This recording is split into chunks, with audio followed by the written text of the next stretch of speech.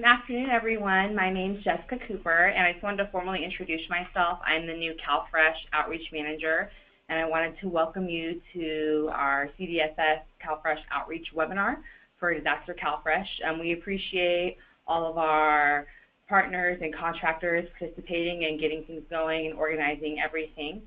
And with that being said, I'm going to hand it over to one of my staff, Stephanie Duran, to kind of go into more detail about CalFresh's outreach portion.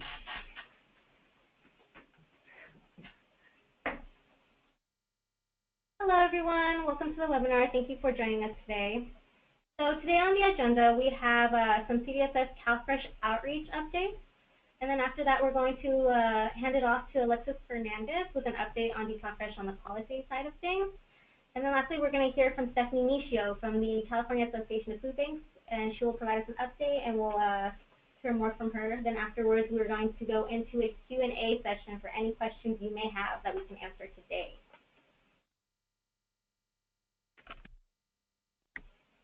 Hi, this is Brian Kaiser. I'm the Bureau Chief for CalFresh Programs. I just wanted to make a comment that we'll be running through this agenda just to give you all an update of where we stand today in advance of CalFresh rolling out on Wednesday. All of the questions that you are thinking of that you may have, just submit them through the webinar interface. We'll be collecting those, and then at the end of this, we'll run through as many as we can. The ones that we can't get to or we need to research for you, we will be getting back to you as soon as we can. Also wanted to make a comment that we'll be posting all this to our website. So without further ado, we will move right along.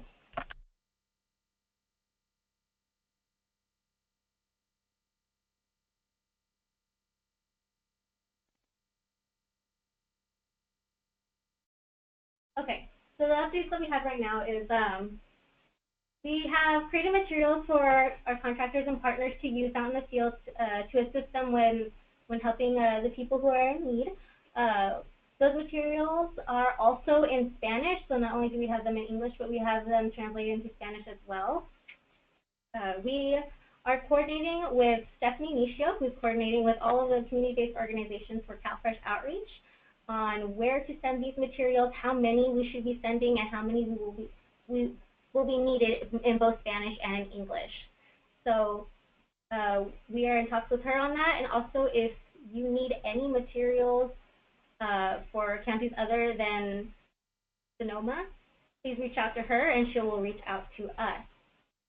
For other community partners who would like these materials as well, if you look under Disaster CalFresh website bullet, you will see a link. At this link, we will be posting these documents for anybody who would like to look at them and download them and use them as well. We are more than happy to share these documents out with others.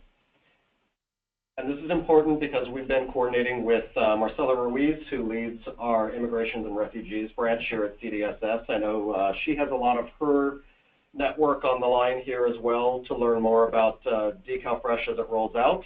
So I wanted to make sure that everyone knew where the materials were. I know Stephanie Nicio with the food banks has been working tirelessly with our food bank network, but knowing that this webinar is actually a much wider audience, including some of our other partners out in the field that are not necessarily tied in with the food banks, I just wanted to make sure everyone knew where to get some of these materials when you're out in the communities.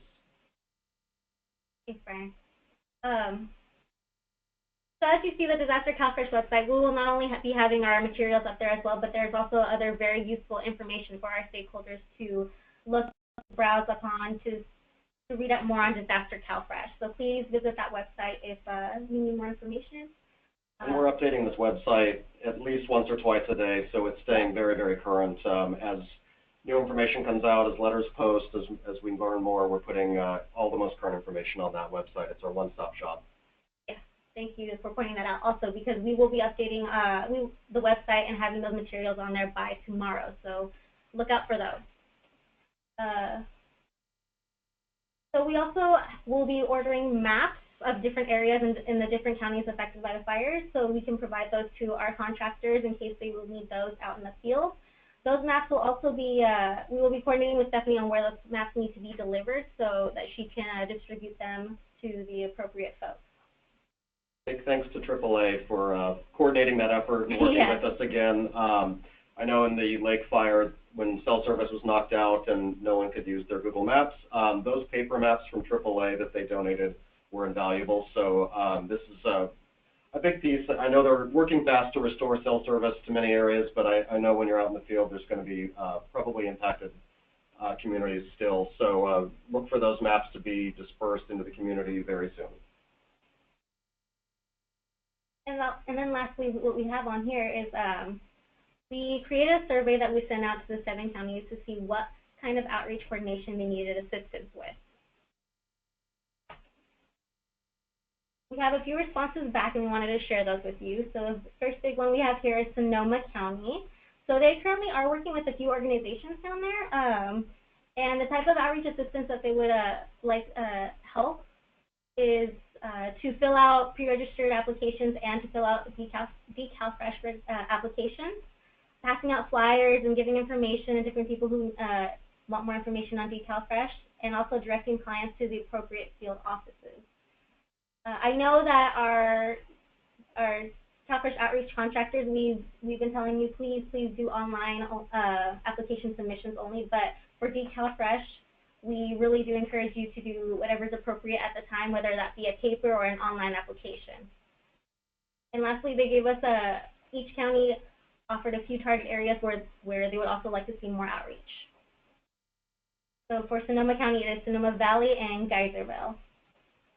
We've seen also a response from Mendocino, who is working with First 5, and they would like for outreach assistance in passing out flyers information and directing clients to the appropriate office and field offices.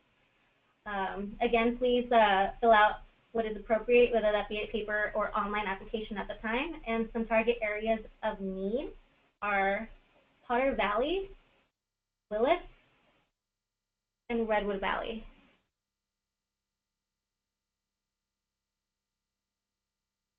With Lake County, they're currently working with Catholic Charities. Thank you, Catholic Charities.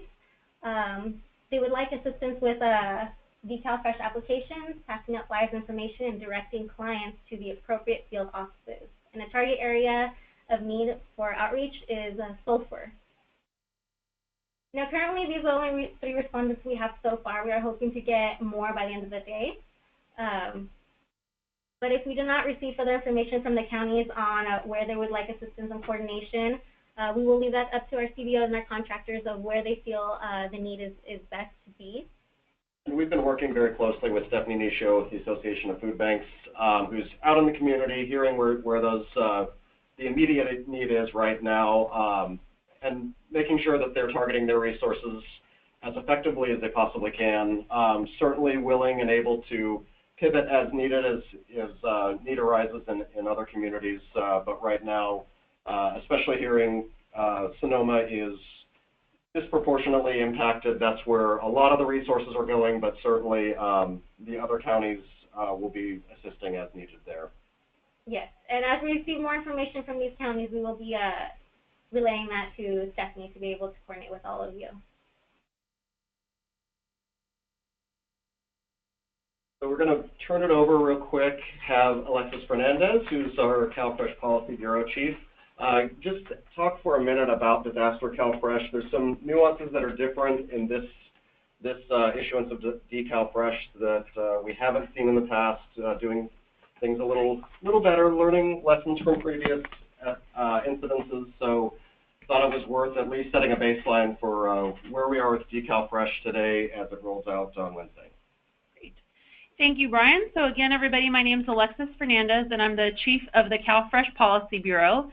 I'm just going to spend a few minutes touching upon some of the CalFresh approval highlights so that you all are on the same page with us regarding timelines, general eligibility, benefit issuance, and so on. Of course, if you have additional questions, we can address them during the Q&A, but let's go ahead and jump in. I'd like to start with the CalFresh application period, because this is definitely one of the critical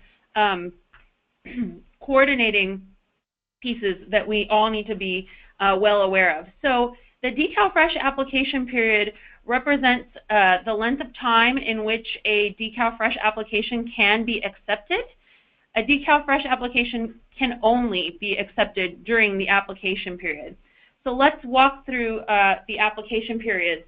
For Butte, Lake, Mendocino, Napa, Nevada, and Yuba counties, we've been approved for a 7-day non-consecutive application period.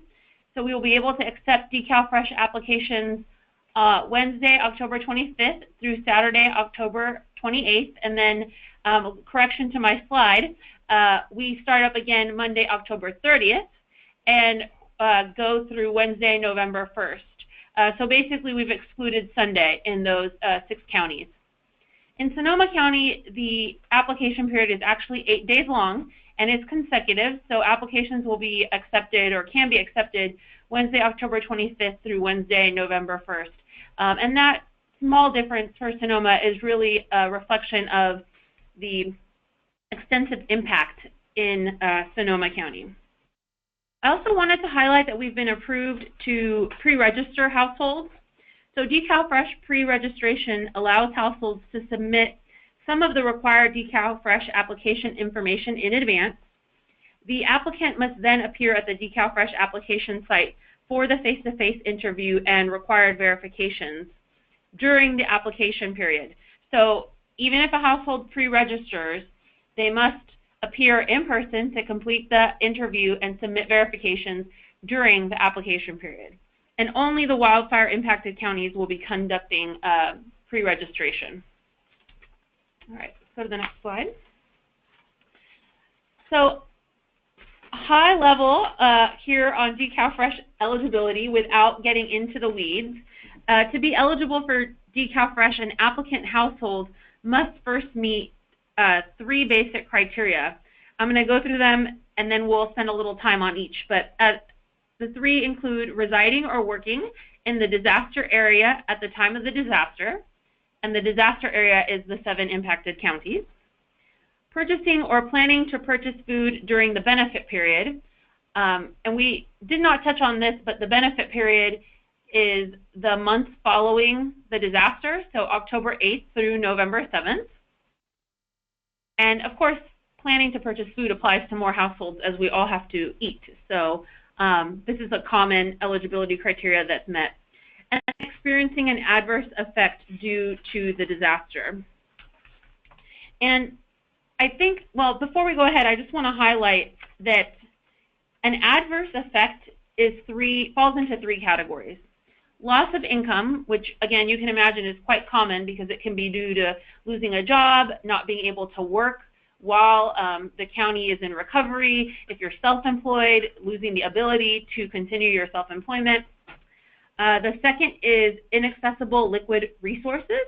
For example, if banks are closed due to the disaster. This would be much less common and relatively unlikely in this particular disaster, since most households will have access to the banking system during the disaster benefit period. And then the third, disaster expenses, and these will be the most common. These include out-of-pocket expenses, not only incurred by the household during the benefit period, but that have actually been paid during the benefit period. And these are expenses that are not expected to be reimbursed during the 30-day benefit period, and can include quite a few categories of expenses. And I'll just give folks a couple of examples because I think it's important as you're doing outreach. Eligible expenses can include things like home or business repairs, temporary shelter expenses, evacuation expenses, medical expenses due to personal injury, expenses related to replacing necessary personal or household items like clothing or appliances, cleanup expenses, damaged vehicle expenses. So very broad and definitely an area where you will have to, I'm sure, answer some questions because I would imagine most folks are going to be interested in what we mean when we say adverse effects. Okay, so the key eligibility questions are, did the household live or work in the disaster area when the disaster struck? Does the household plan to purchase food? Did the household experience a disaster-related loss of income or a disaster-related expense that will not be reimbursed during the benefit period? And does the household meet the disaster income and resources test? And I'm not going to go into this in detail, but there is a disaster gross income limit. We can send out the corresponding ACL as a follow-up to this webinar. But in addition to the 3 eligibility criteria we talked about, the household has to come in under the gross income limit when you've taken the expenses and adverse effects into consideration. Okay. And then just a quick note on benefit issuance. So disaster CalFresh benefits will most likely in most counties be issued on a regular EBT card. Special circumstances apply when we're off-site and don't have access to printers or pinning machines, but we don't think that will be the case in this particular disaster. And certified households should be able to access their benefits within 3 days of application. So again, that application can only be submitted during the application period, and the date that the application is submitted, not the date that the interview is completed, is the first day in the 3-day clock, if you will.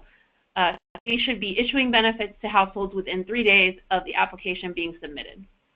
I'm going to go ahead and stop there. Of course, I'm happy to take other questions later on in the webinar, but I will just make a note that this morning we released a Disaster CalFresh All County Welfare Directors letter that has been posted to our site, and we can also include in the follow-up to this webinar. It provides a lot more details around how we will operationalize CalFresh this time around and what the basic eligibility criteria are. So definitely take a look at that ACWDL as soon as you can. It really will be a helpful document. All right, I'm going to stop there. Thank you. Great. Thank you, Alexis. We are going to turn this over to Stephanie Nishio. She's the Director of Programs for California Association of Food Banks. Stephanie, give us 1 second to get you activated here on our on the webinar. Hi, Stephanie. We've unmuted you. Can you speak and let us know that we can hear you? I can. Can you hear me? Yes, we can. Thanks, Stephanie. Perfect. All right. So thank you for hosting this webinar, and thank you for everybody for being on the webinar. We are getting ready to go to Sonoma County, as you know, and I appreciate all of you who are taking the time out to help plan with us, and who are sending staff or going yourself to do outreach. And thanks to the state for hosting this webinar and for planning with us. And they've been working around the clock to get things ready for all of the counties and everything. And so just thank you. Looking forward, as I mentioned, we are going to have most of our folks in Sonoma County, with CSU Chico covering Butte, Mendocino, and Yuba counties. And what else? If you've been on my calls, the last few calls, we've sent out a link for people to register, just to let us know that you're coming, so we can have enough materials for everybody, and so that we have your emergency contact information. So if you're planning, please do sign up at the link. I'm happy to send it out again. If you have any questions or whatnot, let me know.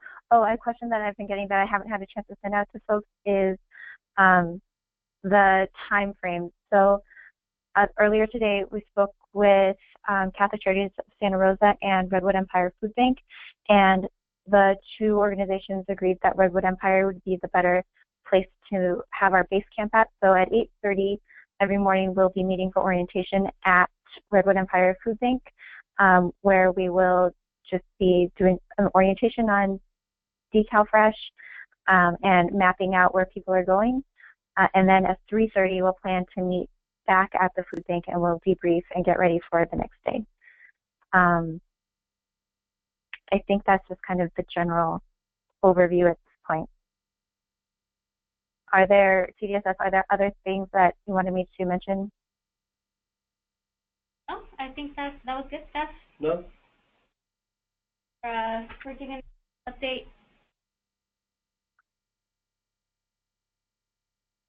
Okay. I'm looking to see if we have questions that have come in. If you have questions for any one of us, please go ahead and submit through webinar interface. Oh, here we go. We're starting to get questions.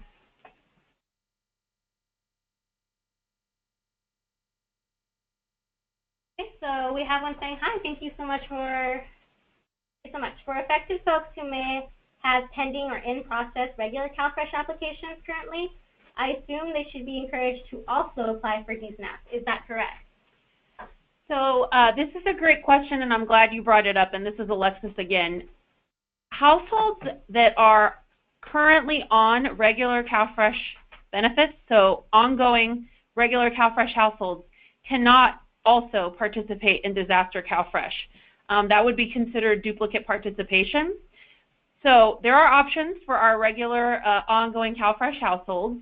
They have the ability to request a supplement. So that supplement will bring them to the max allotment for their household size to have parity with new DCalFresh applicants. In addition, I think it's important to know that household members who had previously been excluded from the CalFresh household can apply for DCalFresh. So some good examples are SSI recipients, ineligible students, folks who've been excluded for any reason really, have the option to apply for DCalFresh. So you may have a scenario where a household has an ongoing CalFresh case, they've received a supplement in order to bring them to the max benefit, and excluded members may have also applied for disaster CalFresh. So I think that gets to the crux of the question there. Alexis, this is Stephanie. I've got a quick clarifying question. Are the supplemental benefits happening automatically, or will people need to apply for them? So both. Another good point. So we did get approved to issue automatic supplemental benefits in a limited number of zip codes where we had the data necessary to show that they were definitely impacted by the disaster, so either extensive power outages, mandatory evacuations. So in those zip codes, and that is available in the approval, those households will get an automatic supplement. Otherwise, the household needs to request a supplement, and they can do that by phone, in person, by mail, lots of options. It's really simple. It's a checkbox affidavit with a signature. They do not need to be interviewed. They do not need to appear in person because it is different than a DCalFresh benefit. So it's possible then the people who are out doing outreach may be helping one household fill out a supplement for the people who are on benefits, say in a mixed immigration status household, as well as a DSNAP application for the people who were excluded, correct? Yes. Yes, it's possible. I will say that if you, by default, fill out the application and you indicate that you're ongoing, you will be able to get a supplement. That said, we have a much shorter form if you are ongoing CalFresh only.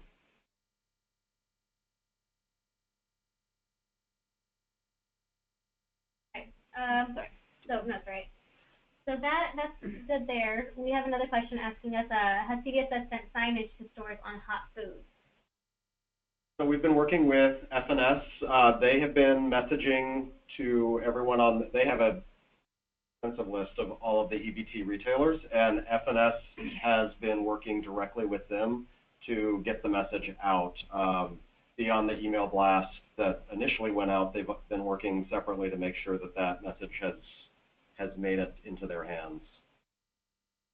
So there's just another question here specifying what type of excluded members are eligible. That would be any excluded member for any reason, excluded for SSI reasons, excluded as an ineligible student, excluded for IPV, excluded for work registration, excluded because of citizenship status, excluded because of any reason. So the DCalFresh eligibility criteria do not disallow those excluded members from receiving benefits. Yes. Our next question is, a face-to-face interview required with the county? That's correct. So for a CalFresh application, a face-to-face interview is required for the head of household who is applying for CalFresh. So, and I think here is an important thing around outreach. Even if an application for CalFresh is accepted online, that person still needs to appear in person at some point. So when you're thinking about key messages for your clients, it should be clear that at some point they will still need to go into the office to complete the interview, even if they apply online. So this is important. They still need to go into the office or application site. Looking at other questions here, just one moment. All right. How long will the previously ineligible members be able to use the EBT card for, if it still has value? Will the benefits expire after a certain amount of time? Yes. So the disaster CalFresh benefits in California are expunged after a year. So the CalFresh household has 1 year to use their CalFresh benefits. We're just catching up on questions, so give us a minute.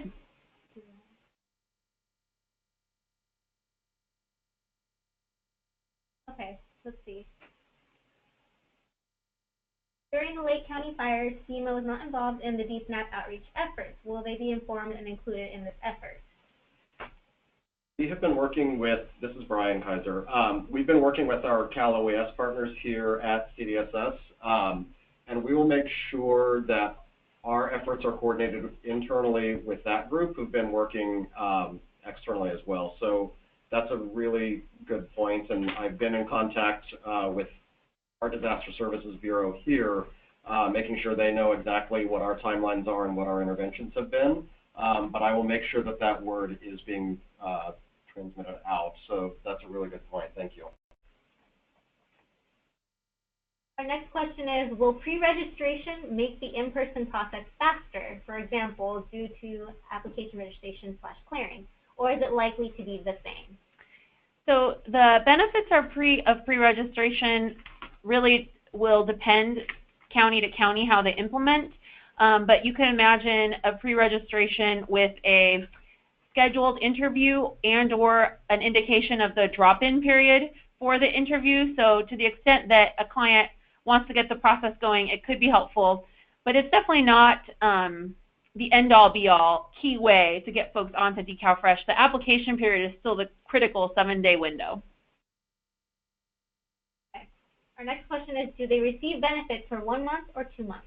So currently we are approved to offer 1 month of disaster CalFresh benefits. Any benefit beyond that would be dependent on federal approval, and the conditions of the disaster are not improving. All right, here's a lengthy question. If the supplements you are talking about is replacement CalFresh benefits, can't they get up to a max allotment and replacement CalFresh, even if the family already got their regular October CalFresh? So replacement benefits and supplements are separate and apart from each other. So even without a CalFresh declaration, a household is able to request a replacement of their regular SNAP allotment at any time if they have experienced food loss. And we did put some efforts in place to extend the time for replacement requests and have been receiving quite a few. We even did some of them automatically. That is very different from a supplement, which brings the household from their current CalFresh allotment up to the maximum. So you could have a scenario where a household received replacement benefits for their original CalFresh allotment because they experienced food loss, and then when CalFresh was authorized, received a supplement in addition to that because their CalFresh benefit was not at the maximum from their household size. So there are two separate things, and you could receive both. So this is a very interesting question.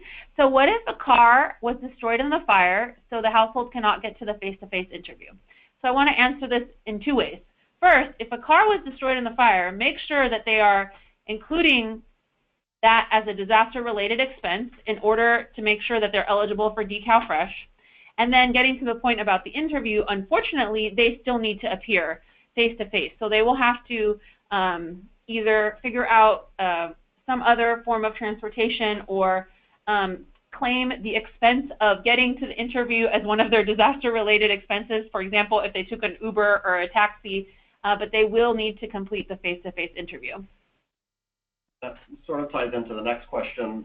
Imagining your car burned up, your house burned up, you relocated to a completely different county because that's where it was safe to go to, and maybe you have relatives that are in a completely different county that's not impacted by the fires. You can still apply for CalFresh in that county regardless of which consortia they're in. That doesn't matter, and this is a change from previous fires where we asked people to go back to their home county.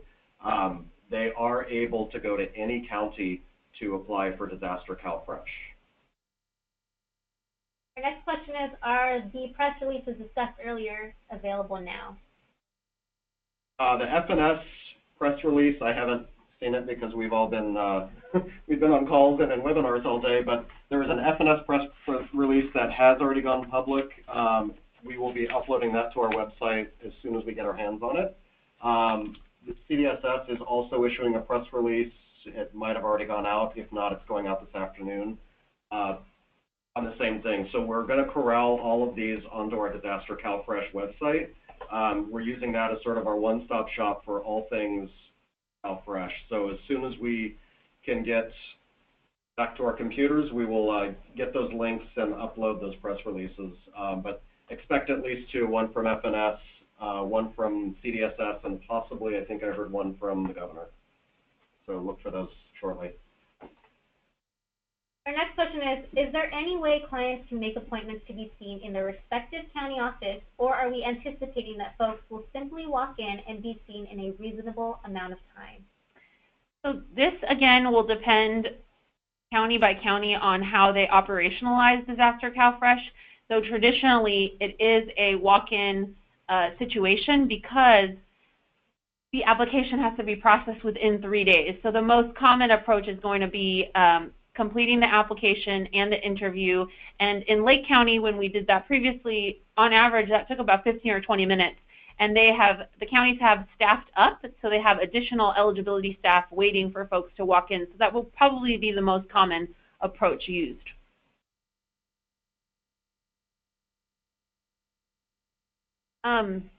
So in most of the 7 impacted counties, and this just gets back to where the interview will be conducted, in most of the 7 impacted counties, walking into a county welfare office is definitely your best bet, though as part of the survey, we've asked the county to specify any additional application sites. I know, for example, in Sonoma and Napa that to the extent the local assistance center is still operating, they will be accepting CalFresh applications there. It's just the further we get into the application period, the less likely that those LACs will be open. So definitely we'll have more information about the specific application sites. Our next question is, what verifications should we encourage folks to bring? Okay, so this is a good one. Let me go through the CalFresh verification requirements, which are 3-part. So the identity of the head of household must be verified. Residency and loss or inaccessibility of income should be verified when possible. So to the extent that the household has the verifications available, they should bring those in. And for residency, that is a utility bill, an online banking statement. Not that you want to show them your banking statement, but it will have your address on it, a photo ID that has your address on it, so any type of documentation that can show residency. And then household composition and food loss will only be verified if questionable. I think just an important note here so that we're all clear. So on identity, while identity must be verified, a social security number is not required to apply for a Disaster CalFresh. And next question is, will the county offices have extended hours or extra workers to handle the extra walk-in customers? will we be bringing the paper applications to the county, or will the customer bring it with them when they go to the county office? Offhand, I can't remember what the hours, but I saw on one of our websites we had, it has the hours posted for the various locations. I know San Francisco County has generously loaned some of their eligibility workers to Sonoma, so they will be on site, able to process those. So I know neighbor counties, friend counties have been sending people out as needed to help assist with the processing of applications.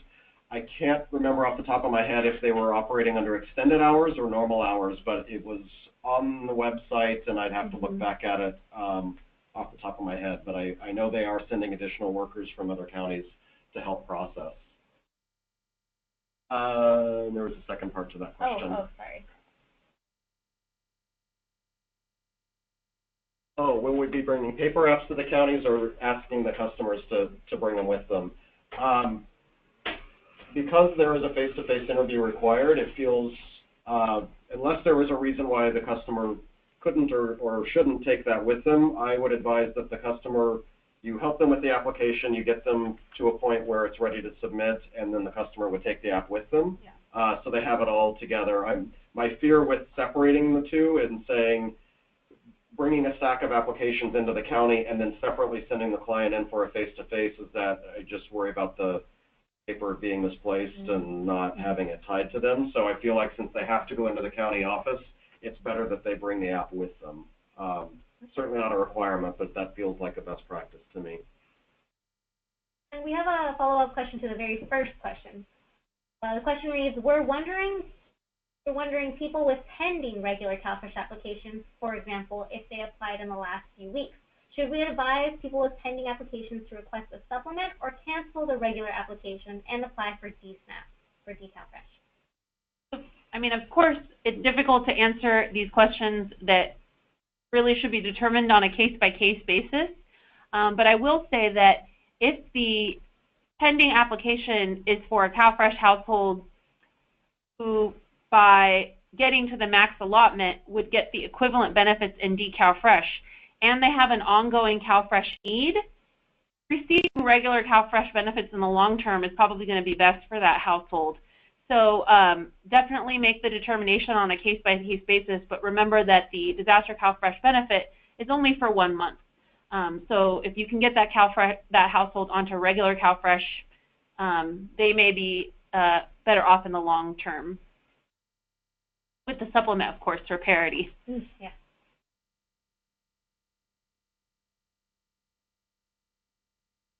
Are the counties going to provide any accommodation for those who cannot travel to face-to-face interviews, such as people with disabilities? So, unfortunately, the face-to-face interview requirement is pretty stringent, though FNS does make some allowance for households who cannot make it to the face-to-face interview. They can either send an authorized representative to apply on their behalf, or in limited circumstances, other states have used Skype interviews. So we will be working with our counties to apply that when necessary. But in general, it's a pretty strict requirement. All right, we're just catching up on questions here. Give us 1 moment. So information about the application sites will be going out both to the outreach folks on this phone call and our other policy phone calls as well. Generally, they're the CWDs, unless the county has a local assistance center. And if you wanted to Google those right now, you could find them by Googling Sonoma Local Assistance Center or Napa Local Assistance Center. But we'll be sharing out the application sites with folks.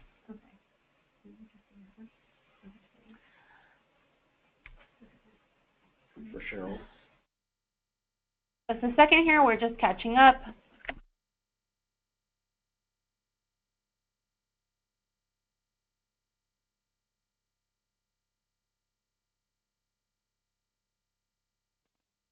All right, so our next question is, not sure if this was covered already, but for ID verification for this benefit, is a picture required? No. So we would use existing verification policy for the required verification of identity. It could be a variety of things. The specific verification is not required. So regular IDs with pictures, health coverage ID cards, school IDs, foreign passports, meds, you can check the meds database, all kinds of options for verifying ID that do not necessarily have to have a picture and aren't a specific type of verification, right? So you're required to verify it, but you're not required to use a specific type of verification. I just wanted to remind everyone that our materials that are going out, our outreach materials, are being printed in both languages, English and Spanish. And I believe on all of them, they reinforce the requirement that no social security number is required for application. I'll double check that all of them have that on there, but I think that's prominently featured on all of our materials that are going out in English and Spanish. And Stephanie makes a great point that actually the LAC addresses are on our website. Thank you, Stephanie. Thank you, Stephanie. Thanks, Stephanie. All right, it looks like that's all the questions that we have right now. Definitely keep sending us questions here at CDSS as you think of them. We will try to respond back and respond to the group as needed, but you can always email me, Brian Kaiser, or Alexis Fernandez here at CDSS with your CalFresh questions. If it's outreach specific, definitely send those to me. Stephanie Nishio has been a wonderful ringleader to hold all of you guys together and our point of contact. So thank you so much, Stephanie, for being so active with your crew out there in the community. It really helps us stay connected. Hang on just a second, there's other questions coming. I just want to take a real quick look. One more.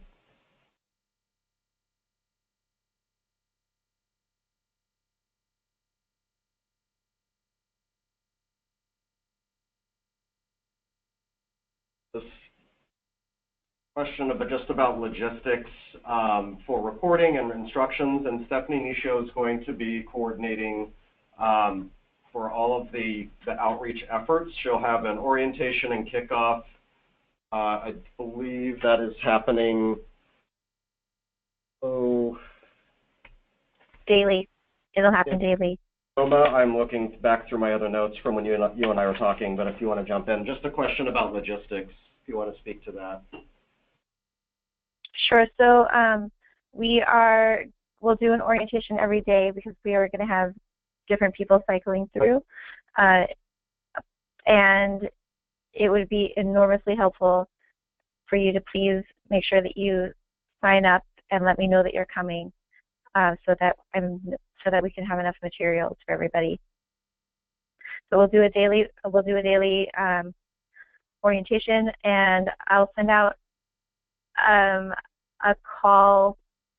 I'll set up a call for tomorrow morning, just so we can touch bases before everybody goes and just answer any last-minute questions. That's excellent. Thank you. Thank you. All right, that's it for all of our questions. Okay, thank you guys very much. Definitely keep reaching out as things come up.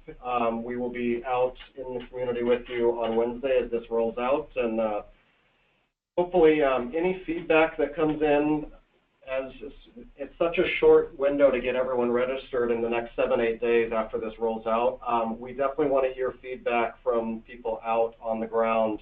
If there's things we need to address and blast out to the rest of the group to make sure this process goes as smooth as possible for everyone, please don't hesitate to share that with us, because we'd rather hear about that early than after the whole enrollment period is over. We definitely want to know as soon as possible if there's a roadblock or something that we can help with.